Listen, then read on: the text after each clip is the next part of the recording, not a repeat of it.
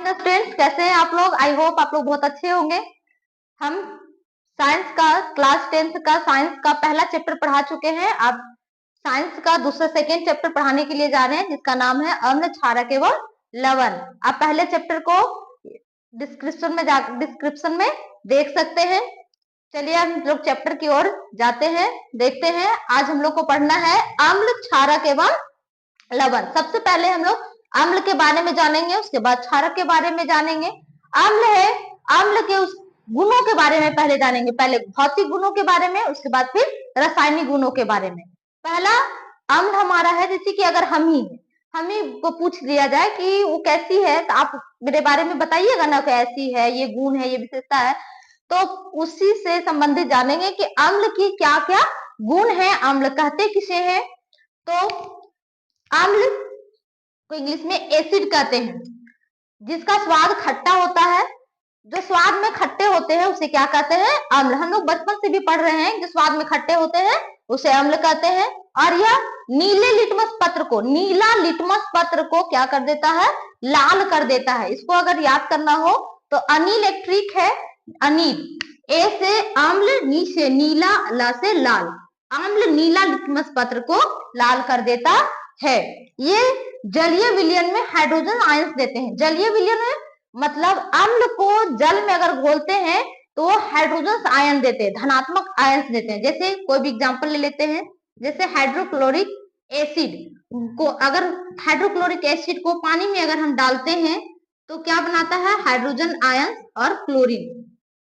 तो जो जल में घुलकर हाइड्रोजन आयंस देते हैं, अम्ल हमेशा जल में घुलकर हाइड्रोजन आयंस देते हैं। इसके उदाहरण है हाइड्रोक्लोरिक अम्ल, सल्फ्यूरिक अम्ल, एसिटिक अम्ल और सिट्रिक अम्ल। ये हमारा C6H8O7, ये हमारा क्या हो गया, सिट्रिक अम्ल। अब अम्ल के प्रकार, अम्ल के प्रकार, अम्ल के दो प्रकार के होते हैं, एक प्रबलता के आधार पर, एक सांद्रता के आधार पर। प्रबलता के आधार पर अम्ल को दो भागों में बांटा गया है। पहला है प्रबल अम्ल। प्रबल अम्ल को खनिज भी कहते हैं, खनिज अम्ल भी कहते हैं, और दुर्बल अम्ल को कार्बनिक अम्ल भी कहते हैं। प्रबल अम्ल में हो गया हमारा सल्फ्यूरिक अम्ल H2SO4, और प्रबल अम्ल में हो गया हाइड्रोक्लोरिक अम्ल HCl, HNO3 जिसको नाइट्रिक अम्ल भी कहते हैं। दुर्बल अम्ल जिसको कार्बनिक अम्ल भी कहते हैं। कार्बनिक अम्ल बता दें, ये आप लोग आइएगा लिख कर। चलिए हम बताते हैं। टमाटर में ऑक्जेलिक अम्ल पाया जाता है, सेब में मौलिक अम्ल पाया जाता है, सिट्रिक में संतरा में सिट्रिक अम्ल पाया जाता है, इमली में टार्टरिक अम्ल पाया जाता है। इमली में कौन सा अम्ल पाया जाता है, टार्टरिक अम्ल पाया जाता है। बिच्छू के डंक तथा चींटी में, बिच्छू के डंक और चींटी के डंक में फॉर्मिक अम्ल पाया जाता है, जिसको मेथेनोइक अम्ल भी कहते हैं। दही में लैक्टिक अम्ल पाया जाता है, सिरका में एसिटिक अम्ल पाया जाता है। विशेष रूप से आपको इस चीज के बारे में बताया है क्योंकि एग्जाम में ये क्वेश्चन बार बार दोहराए जाते हैं कि टमाटर में कौन सा अम्ल पाया जाता है, इमली में कौन सा अम्ल पाया जाता है, बिच्छू के डंक में कौन सा अम्ल पाया जाता है। इसलिए एग्जाम के लिए बहुत ही इंपॉर्टेंट है। हर एक एग्जाम में एक क्वेश्चन जरूर पूछ लेता है कि चींटी में कौन सा चींटी में कौन सा अम्ल पाया जाता है, दही में कौन सा अम्ल पाया जाता है, या बिच्छू के डंक में कौन सा अम्ल पाया जाता है। इसलिए मोस्ट इंपॉर्टेंट है, इसको यह जरूर याद रखिएगा। चलिए अब हम लोग जानेंगे सांद्रता के आधार पर। सांद्रता के आधार पर अम्ल को दो भागों में बांटा गया है, एक है तनु अम्ल और एक है सांद्र। क्या है तनु, जैसे तनु क्या है, एक गिलास ले लेते हैं, एक गिलास ले लेते हैं, इसमें अगर अम्ल डालते हैं HCl डालते हैं, पानी में पानी है HCl डालते हैं, टोटल इसमें जो है, टोटल विलियन जो है वो 7 ml है। टोटल विलियन कितना है, 7 ml। 7 ml में जो अम्ल है वो 5, जो अम्ल हमारा है ये कितना है, 2 ml है, और जो पानी हमारा है वो कितना है, 5 ml।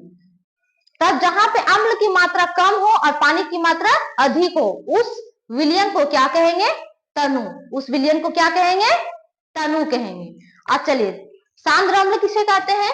जिसमें मान लिया जाए कि एक गिलास में एक विलियन है, इस विलियन में 7 ml क्या है, विलियन है, इसमें अम्ल कितना है?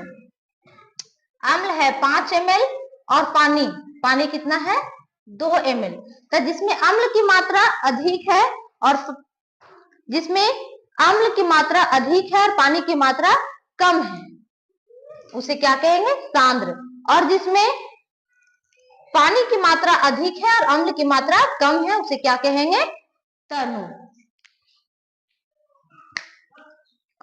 अब अम्ल है उसे संक्षारक भी कहते हैं। संक्षारक मतलब खखोरना। जैसे कि अगर कढ़ाई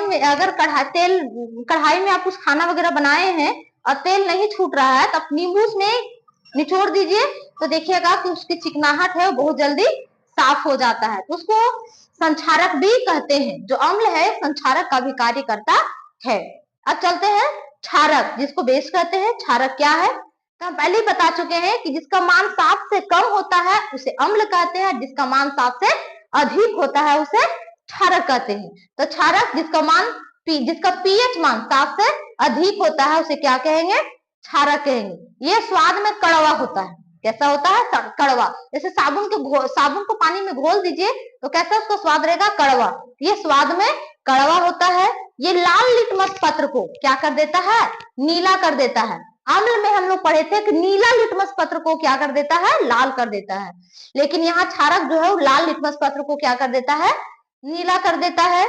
इसको हम लोग एक ट्रिक से जानेंगे, छालनी। मतलब क्षारक लाल लिटमस पत्र को नीला कर देता है और ये जल में घुलकर OH हाइड्रोक्साइड ऋण आयन देता है। हाइड्रोक्साइड ऋण आयन देता है। हम लोग अम्ल में पढ़े थे कि ये जल में घुलकर हाइड्रोजन आयन देते हैं जो धनात्मक होता है। लेकिन क्षारक जो है सो ये जलीय विलयन में hydrogen ion hydrogen OH minus ion देता है। जैसे इसका एग्जांपल है sodium hydroxide, potassium hydroxide, ammonium hydroxide. यहीं पे अगर आपको रहेगा NH3 का होता है अमोनिया और NH4 तो अमोनियम। तो NH4 है तो अमोनियम हाइड्रोक्साइड। अब है क्षार। क्षार किसे कहेंगे? जो जल में घुलनशील क्षारक को क्षार कहते हैं। क्षारक और क्षार अलग है। जो क्षारक जल में घुलनशील है उसे क्षार कहते हैं और जो क्षारक जल में घुलनशील नहीं है उसे क्षार नहीं कहेंगे। चलिए नेक्स्ट हम लोग आते हैं कि सूचक किसे कहते हैं। सूचक क्या है? तो किसी दिए गए विलयन में अम्ल या क्षार की जो उपस्थिति बताता है कि कौन अम्ल है कौन क्षार है, जो उसकी उपस्थिति बताता है। क्योंकि हर चीज को हम लोग स्वाद को चख कर नहीं बता सकते हैं, इसीलिए हम लोग सूचक के द्वारा पता लगाते हैं कि कौन अम्ल है और कौन क्षारक है। तो किसी दिए गए विलयन में अम्ल या क्षारक की उपस्थिति जो दर्शाता है उसे क्या कहते हैं? सूचक कहते हैं। क्या कहते हैं? सूचक। अब सूचक कितने प्रकार के होते हैं? तो सूचक 3 प्रकार के होते हैं। मुख्यतः सूचक 3 प्रकार के होते हैं। एक है प्राकृतिक सूचक, एक है कृत्रिम सूचक और एक है गंधीय सूचक। सबसे पहले हम लोग प्राकृतिक सूचक के बारे में जानेंगे।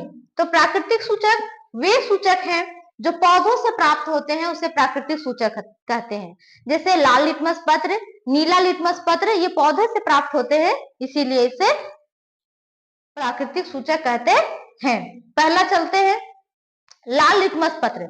लाल लिटमस पत्र अम्ल के संपर्क में आता है तो वह बदलता नहीं है। लाल लिटमस पत्र को अम्ल में अगर डालेंगे, अम्लीय विलयन में डालेंगे तो वो नहीं बदलेगा, वो लाल ही रहेगा। और क्षारीय विलयन में अगर डालेंगे तो लाल लिटमस पत्र कैसा हो जाता है?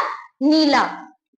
और नीला लिटमस पत्र को अगर अम्ल में डालते हैं तो वो लाल हो जाता है और क्षारक में डालते हैं तो वो उसका रंग बदलता नहीं है, वो नीला का नीला ही रहेगा। नेक्स्ट है हल्दी। हल्दी भी हमारा एक प्राकृतिक सूचक है। हल्दी अम्ल के संपर्क में आता है तो हल्दी तो वैसे भी पीला है तो ये पीला ही रह जाता है, लेकिन क्षारक के संपर्क में आता है तो क्या हो जाएगा? लाल। जैसे